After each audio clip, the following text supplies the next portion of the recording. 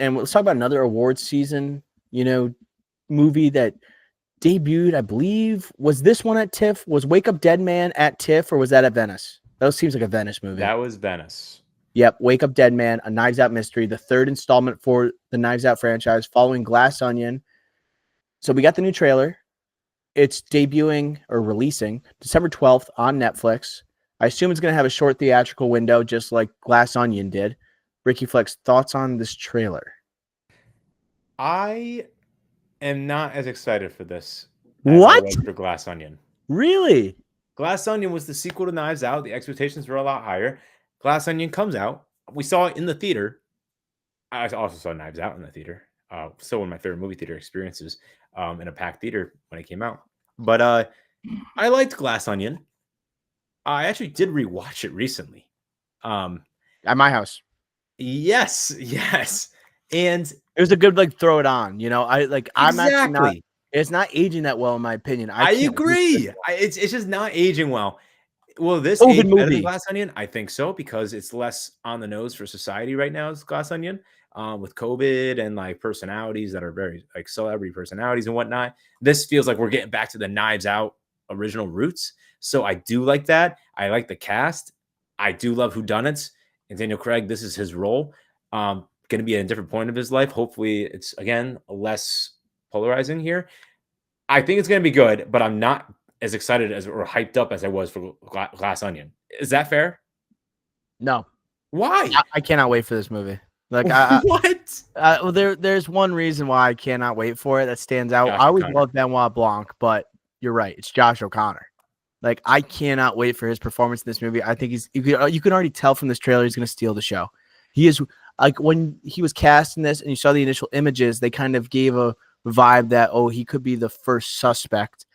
He has like a little bit of an ominous figure, but after seeing this, he might have a little bit of that, but more of like, I can't believe he's this funny. Like, I think he's going to be a hilarious character. A character in this movie, and I like seeing Josh Brolin in the getup. He's like the Christopher Plummer from the first movie. He's here. I think that's cool what they did with him. And just by even seeing Josh Brolin like that, I'm like, this is gonna be a fun ass movie. There's one thing that I saw that I'm like, wow, this was a terrible choice. And do you know what that is? I think it's Kerry Washington coming back. Mila Kunis. Seeing Mila Kunis here, I said, "What the fuck are we doing right now?" It does not fit very well, does it? I'm like, I'm not gonna believe it when I see it. She doesn't even act anymore. I know these casts are all about casting high profile character actors and things like that. Mila Kunis, get her out of here. You could have anybody, and you picked her. When I saw her, I kind of laughed a little bit, but the rest of it, I liked. Kerry Washington. Well, Kerry Washington's not coming back. That's Janelle Monáe you're thinking of. Wow. That's bad. Yeah, they look similar, I guess. Kind of. Yes, there's only one carryover character. That's Benoit Blanc. Thank God, because that's where my question. Maybe Hugh Grant. Is Hugh Grant actually going to be in this, or probably one cameo scene? Probably again. Maybe him and Benoit Blanc broke up. I don't know. But yeah, like everything you said, I agree with. But you have to think about Glass Onion. Like, that was getting Oscar hype. Yeah, no duh, because it was following a Best Picture nominee. So Glass Onion got nominated? I'm pretty sure. Holy shit, that weak year. I think it did get nominated. If it did, but that was a movie that was literally set during COVID. So that's personally why 2022. It did get nominated though, didn't it? Nominated for one Oscar, and it was Best Adapted Screenplay. It was Best Adapted. Okay. Whatever. The end of that movie got a little nuts, to be honest. Yeah, not aging too well. Also, the look of that movie, it has a lot of style to it, but like a lot of it was set during the day. I like how ominous. Netflix. I like how this one, like the nighttime setting, the dark, gloomy setting that reminds me of like Knives Out, and that's like for some reason a great fall Thanksgiving like type of streaming movie. I think they're returning back to those vibes for this movie. I love that. Josh O'Connor going to steal the show. Josh Brolin, I think, is amazing in everything he does.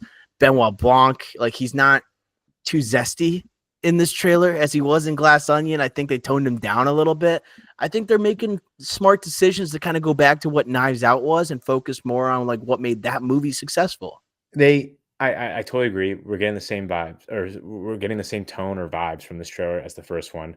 The second one, I hate bringing this up, but I'm gonna do it again. The second one won the checkup. You know, it had the stills, it had the appeal, it looks sexy. Kate Hudson stills are coming out. Like, Castings, they're so important for these movies. yeah, Ed Norton's gonna be in it. Like, it's like, what? Like, here it's like, hey, we got, again, not as crazy of a cast as in like Dave Bautista, like Madeline Klein from freaking Outer Banks. Like, we've gone down back to like levels to like not as crazy as happening here. And I think that matches the vibes of the first one, especially the setting, obviously, like you mentioned, and not as sexy, not in like off an island in Italy and whatnot. So I like it. Get me out of the COVID times, get me to this. I still like it. It's just, again, my expectations have come down from the last one. The cast is not as loud or as exciting as Glass Onion, but like, I mean, Kaylee Spaney's here. She's one of the best young actresses we have right now. She's in some great IP stuff. She's in like a lot of exciting limited series. She's gonna be in Beef. You know, she was Priscilla. Obviously, Alien Romulus, like Civil War. Like, she's one of the most in demand young actresses we have. She's looking great in this, by the way. She looks absolutely stunning. Rocket launcher in this trailer.